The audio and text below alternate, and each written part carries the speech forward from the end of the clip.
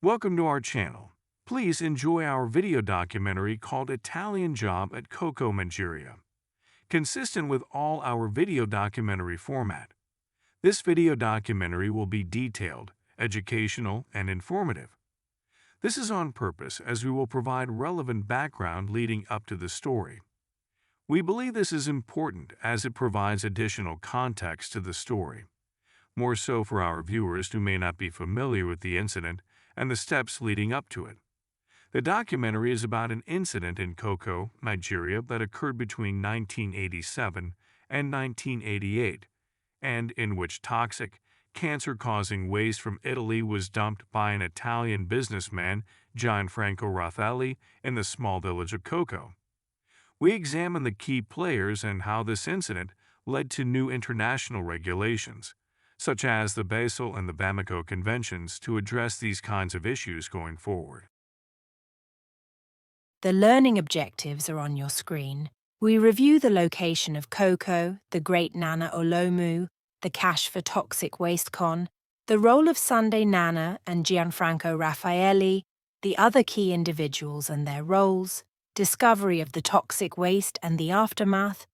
We also review the Basel and Bamako Conventions, lessons learned, and Koko in 2018 and 2024. Our timeline takes us back to 1987, 37 years ago. We are in Delta State, the south part of Nigeria. The capital is Asaba. The town of interest for our story is called Koko. It is the headquarters of Warri North Local Government Area. Koko is located in a region of high rainfall with up to 2,000 millimeters of rain per year. Hawaii, USA, comes close with about 1,700 millimeters per year. In 1987, Koko Town was in Bendel State. Delta and Edo states were formed in 1991 after the division of Bendel State. Koko is about 40 miles northwest of Warri, a prominent city in Delta State. Most of the people of Koko engage in fishing and trading. Oil and gas exploration also occurs in the area. A museum is named in honor of the indomitable, beloved and great Nana Olomu, a prominent ancestor of Koko who was born in 1852. He was appointed governor of the Benin River by the British as part of the policy of indirect rule and facilitated trade between the indigenous people and the British. Political disagreements with the British, in particular being opposed to British rule, eventually led to him being deposed and forced into exile to the Gold Coast, now known as Ghana. He returned to Koko in 1906 and contributed significantly to the development of the town until he expired in 1916. Ethnically, almost all of the residents of Warri and Koko are Ishakiris. The Ishakiris share socio-cultural, linguistic and religious ties with the Yoruba people of southwestern Nigeria. Historically, they trace their origin to Ile-Ife, the same home as the Yoruba people. Majority of the Ishakiris are Christians, 88%, and up to 12% practice traditional religion. The traditional ruler of the Ishakiri is known as the Olu of Warri. The current Olu is His Royal Highness Ogiame Atuwashe III. His mother is a member of the Yoruba ethnic group and the daughter of a former Ooni of Ile-Ife, Oba Okunadsijuade Olubushe II. We will focus our attention on those in leadership in Nigeria during the time of the Koko toxic waste scandal. In 1987, Nigeria was under the military regime of General Ibrahim Babangida. The military governor of Bendel State was Colonel John Mark Ini Enga, who served from August 1985 to December 1987. He was succeeded by Colonel Tunde Ogbeha, who served from December 1987 to August 1990. The Federal Minister of Works and Housing was Colonel Abubakar Dangiwa Umar, who served from 1986 to 1988. He was succeeded by Major General Maman Kontagora, who served from 1988 to 1993. The Attorney General of Nigeria was Prince Bola Ajibola, who served from 1985 to 1992. The Ministers for External Affairs were Professor Bolaji Akinyemi, who served from 1985 to 1987.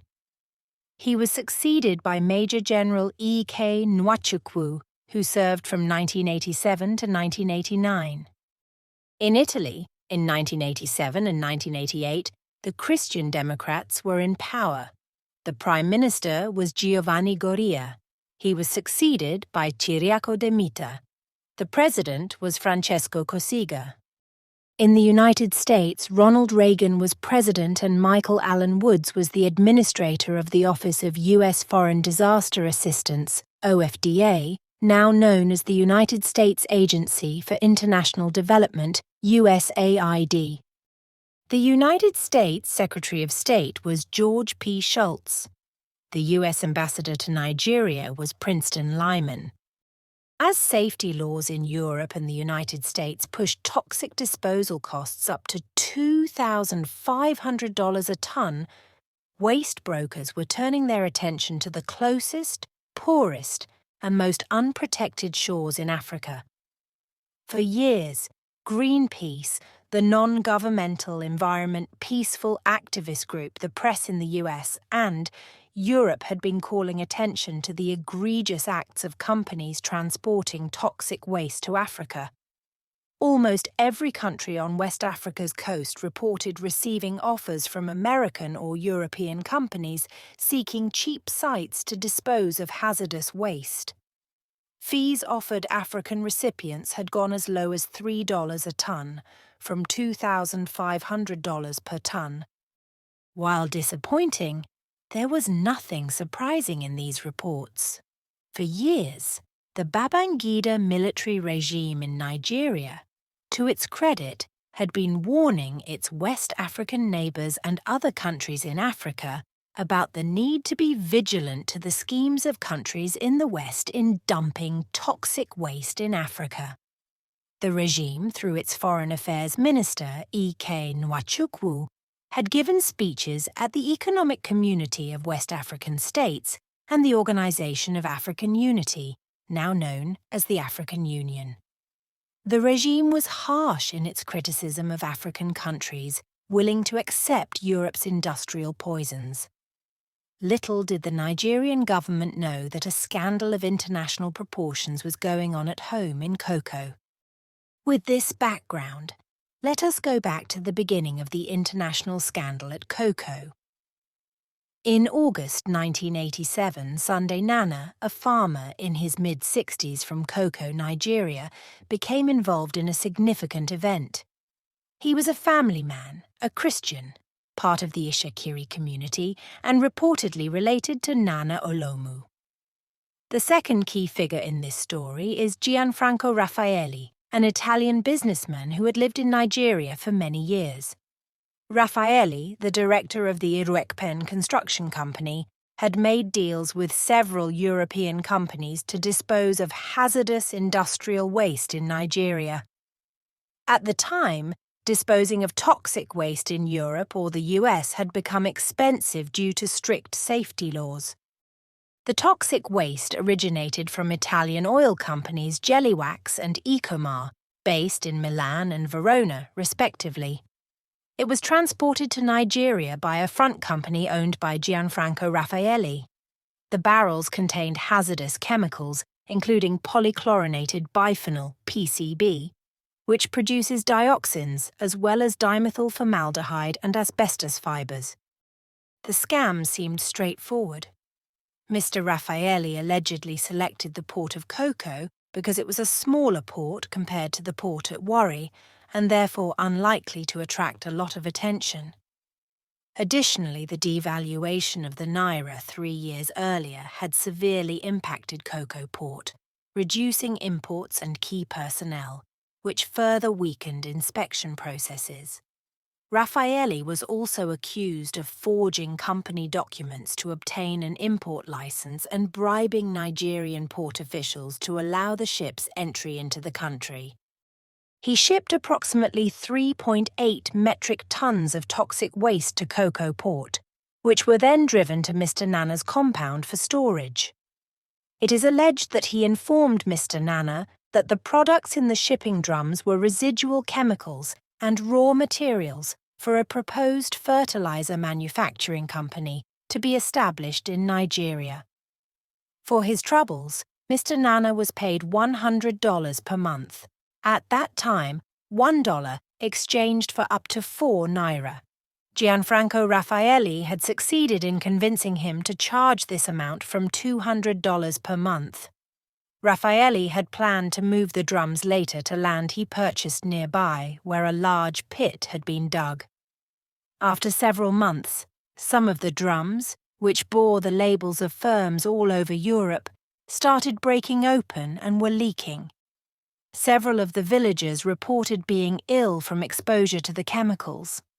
By the time all was said and done, up to 9,000 drums of toxic waste had been stored on Mr. Nana's land at a cost of $100 per month. According to a June 1988 report in the Chicago Tribune, the farmers and fishermen of Koko didn't think much of it when ships began unloading drums and containers of chemicals at their port in August 1987. "We assumed it was for some construction project," said Esther Trifodo, a 43-year-old vegetable seller near the lagoon where fishermen still cast their nets. "We didn't know these companies sent it to harm us." Local residents ate cassava grown in the contaminated soil, and some even took the drums home to use for storing water or local gin called kai kai. These drums contained highly hazardous and cancer-causing chemicals like polychlorinated biphenyl sulfate, PCBS, methylmelamine, and dimethyl ethyl acetate formaldehyde. The barrels soon began leaking, contaminating soil and groundwater, and causing serious illness among villagers. For many weeks, the Italian press had been writing stories of European companies shipping toxic waste to African countries. Nigerian students studying in Italy alerted the Nigerian press about these stories. On June 2, 1988, the story was reported in the Nigerian press. Gianfranco Raffaelli fled the country the same day. The regime said he was somehow able to clear immigration at the Muritala International Airport in Lagos without his passport. His partner, Desiderio Perazzi, was apprehended by law enforcement and detained. 14 other individuals were also detained, including Sunday Nana. The Babangida regime was rightfully angry about this incident. It first withdrew its ambassador from Italy and called on the Italian government to send ships to return the toxic waste. The response of the Italian government was slow. The Babangida regime went ahead and seized an Italian ship in Lagos port to send a message that it meant business. Within 2 months, the toxic waste had been evacuated to Italy. A lot of credit ought to be given to the Babangida regime for acting swiftly on behalf of the people of Koko and the Nigerian people. The regime took the appropriate step of declaring the area a disaster zone and started evacuation of the people. This initially was met with resistance by the people of Koko. Eventually, sanity and the reality of the situation became clear to the people. The land had been desecrated and had to be cleaned. Soldiers sealed off the site, and a task force was set up by the Federal Ministry of Works and Housing. The Babangida regime urgently requested international help. In response to Nigeria's appeal and a note to Secretary of State George Shultz by Ambassador Princeton Lyman, the U.S. administration also agreed that the situation posed a significant environmental threat. The U.S. Office of Foreign Disaster Assistance, OFDA, led by Michael Allen Woods, coordinated a response, sending 3 EPA specialists, Captain Ellery Savage, John Gilbert, and Harry Compton, along with Dr. Jason Weisfeld, a CDC epidemiologist, to Nigeria. Arriving on June 20, 1988, they tested the site, confirmed high levels of toxic chemicals, and recommended containment and disposal measures.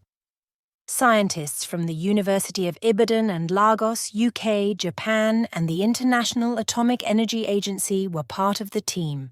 A link to a report by the Office of U.S. Foreign Disaster Assistance is on your screen. The cleanup of the toxic waste at Koko began July 6, 1988, and was for 21 days.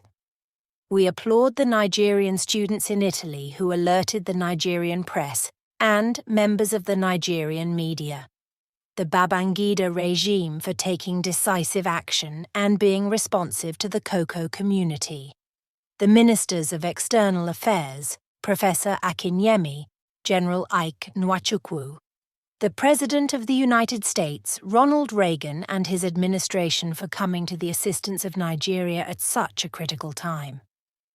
George P. Shultz, Secretary of State, for providing assistance through the U.S. Office of Foreign Disaster Assistance, led by Michael Allen Woods. The U.S. Ambassador to Nigeria, Patrice Lyman, the scientists from the University of Lagos and University of Ibadan.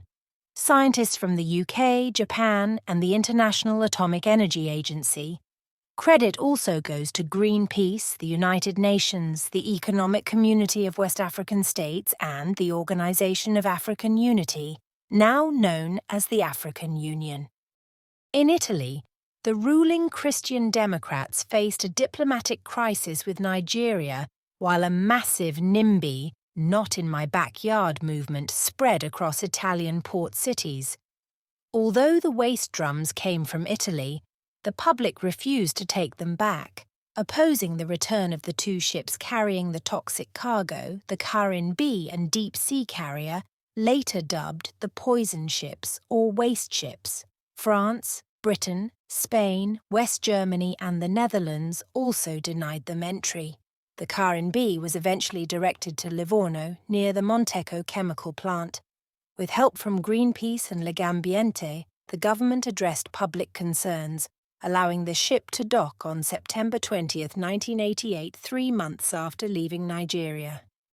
The second ship, called the Deep Sea Carrier, headed for Manfredonia but met strong resistance.